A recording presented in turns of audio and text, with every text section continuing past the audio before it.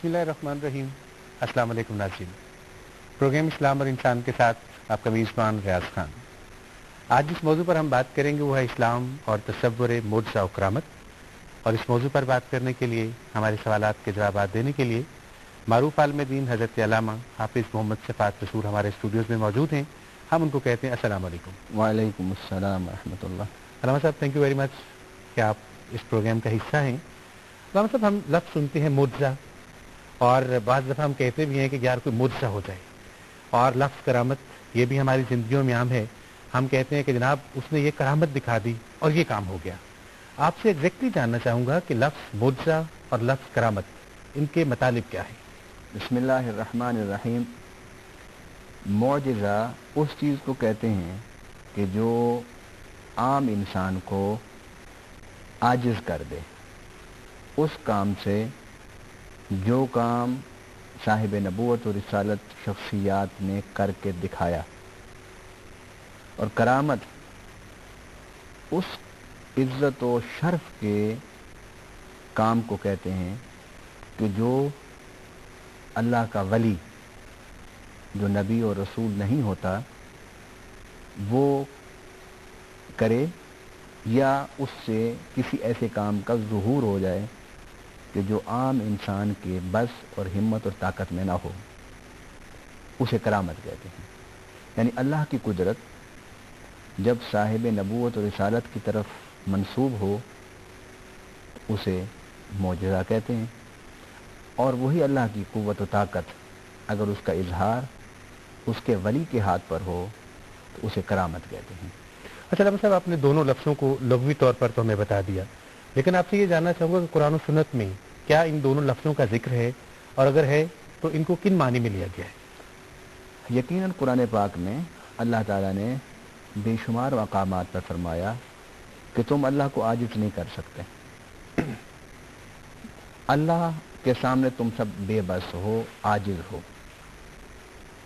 یہ معجزین کا لفظ وما انتم لہو بمعجزین, کہ تم اس کو عاجز نہیں کر سکتے. تو معجزہ عاجز کرنے والا واقعہ, معجزہ بے بس کر دینے والی عظمت. اللہ تعالیٰ نے جب اپنے انبیاء کرام کو اور رسل اعظام کو بھیجا تو قرآن پاک یہ کہتا ہے کہ اللہ نے سب انبیاء علیہ السلام کو معجزات عطا فرمائے. کوئی بھی اللہ کا نبی معجزے کے بغیر نہیں آیا, بلکہ معجزہ جو ہے وہ نبی کے نبوت و رسالت کے دعوے کی دلیل ہوتا ہے. گویا جب نبی اور جب رسول علیہ السلام دعویٰ کرتے ہیں کہ میں اللہ کا نبی ہوں, میں اللہ کا رسول ہوں, اور مخلوق خدا کو بتاتے ہیں, تو یقیناً مخلوق خدا بھی ان سے متوجہ ہوتی ہے دلیل کے لیے. تو رب العالمین پھر ان انبیاء کرام سے ایسے واقعات کا ظہور فرماتا ہے کہ جو عام بندہ نہیں کر سکتا, اور وہ پھر اس کی نبوت و رسالت کی دلیل بن جاتی ہے. آپ دیکھیے حضرت موسیٰ علیہ السلام کہ آپ کی قوم نے پانی مانگا تو رب العالمین نے فرمایا کہ یہ جو عصا ہے اسے پتھر پر مارو. تو جب عصا پتھر پر مارا تو فانفجرت من حسنتا عشرۃ عینا, تو 12 چشمے پھوٹے. اب پتھر پر لکڑی مارنے سے پانی کے چشمے پھوٹ جانے یہ عام بندے, عام انسان کی بس اور ہمت و طاقت کی بات نہیں ہے. حضرت موسیٰ علیہ السلام کی قدرت کا ظہور اس وقت ہوا, تو یہی واقعہ آپ کے نبی ہونے کا ثبوت ہے. اسی طرح جب آپ قوم کو لے کر مصر سے جا رہے تھے تو دریائے اردن کے قریب جب پہنچے تو پیچھے فرعون کی فوج آ گئی. اب قوم نے کہا کہ کیا ہمارے لیے مصر میں قبرستان نہیں تھا, کیا آپ ہمیں ویرانے میں لے آئے مرنے کے لیے. الجھی قوم آپ کی. حضرت موسیٰ علیہ السلام نے اللہ کو دیکھا, رب نے فرمایا کہ یہ عصا پانی پر مارو.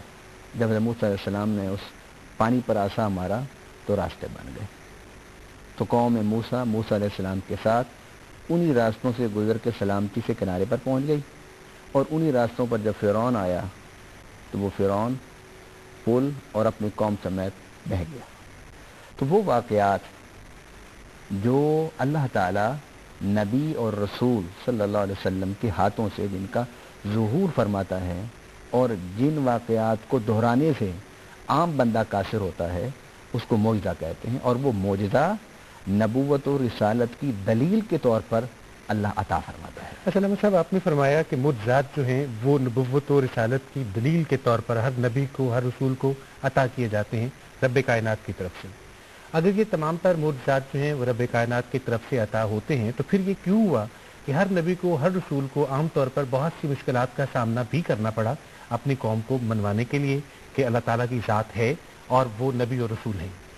اس میں سب سے پہلی بات تو یہ، ہم سیرت النبی صلی اللہ علیہ وسلم سے مثال لیتے ہیں کہ حضور صلی اللہ علیہ وسلم نے جب اعلان نبوت فرمایا تو اب جن کے سامنے آپ نے اعلان نبوت فرمایا تھا، ایک تو وہ لوگ سرداران مکہ تھے، وہ آسانی سے اس بات کو ماننے والے نہیں تھے، یعنی ان کی سرداری اس چیز میں رکاوٹ بن رہی تھی۔ ان میں حضور صلی اللہ علیہ وسلم کے رشتے کے اعتبار سے کوئی چچا کا بھائی، کوئی ماموں، کوئی رشتہ دار، جو اپنے آپ کو کسی طور پر بھی نبی پاک صلی اللہ علیہ وسلم سے کم تر نہیں سمجھتے تھے۔ اس کے علاوہ آپ قرآن پاک میں دیکھیے کہ جب بھی کسی نبی نے بھی اعلان نبوت فرمایا تو سب سے بڑی رکاوٹ ان کی سرداری، ان کا بڑا پن کہ ہم دنیاوی طور پر بڑے ہیں، ہم کچھ چھوٹے لوگ نہیں ہیں۔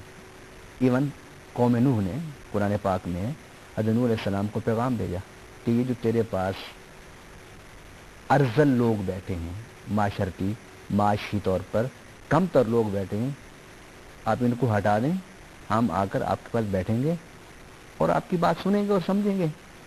تو حضرت نوح علیہ السلام نے کیا جواب دیا؟ فرمایا کہ اگر میں انہیں دھتکارتا ہوں تو تم مجھے اللہ کی گرفت سے بچا لو گے، تم نے آنا ہے تو آؤ، بیٹھنا ہے تو انہی کے ساتھ بیٹھو۔ اسی طرح نبی پاک صلی اللہ علیہ وسلم کے حوالے سے قرآن پاک میں ہے وَقَالُوا لَوْلَا نُزِّلَ هَذَا الْقُرْآنُ عَلَىٰ رَجُلٍ مِّنَ الْقَرْيَتَيْنِ عَظِيمٍ، کہ انہوں نے کہا کہ یہ قرآن کسی عظیم پر کیوں نہیں اتارا گیا؟ قریتین سے مراد دو قریے، پہلا قریہ مکہ اور دوسرا قریہ طائف، کہ مکہ اور طائف میں بڑے بڑے سردار ہیں، بڑے بڑے لوگ تھے، بڑے بڑے منصب والے لوگ تھے، ان پر اللہ تعالیٰ نے قرآن پاک کیوں نہیں اتارا؟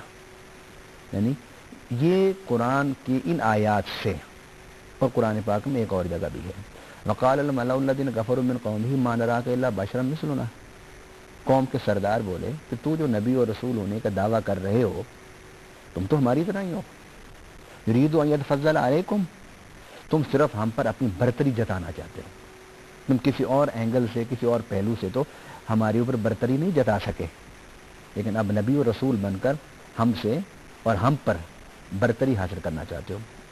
اس لیے ان لوگوں نے انبیاء کرام علیہ السلام کے معجزات سے ہدایت حاصل کرنے کے بجائے معجزات کو جادو کہا اور انبیاء کرام کو جادوگر کہا، اور فرعون نے بھی یہ کہا کہ ہمارا خیر من ھذا الذی هو مہین ولا یکاد یبین، میرے پاس یہ محل ہے، میرے پاس یہ نہریں ہیں، میرے پاس باغات ہیں، میرے پاس اقتدار ہے، میرے پاس حکومت ہے، میرے خدام ہیں، میرے پاس مال و زر کے ڈھیر ہیں، کیا میں بہتر ہوں یا یہ کہ جس کے پاس کچھ بھی نہیں اور بولتے ہیں تو حقلا کے بولتے ہیں؟ یہ اس نے حضرت موسیٰ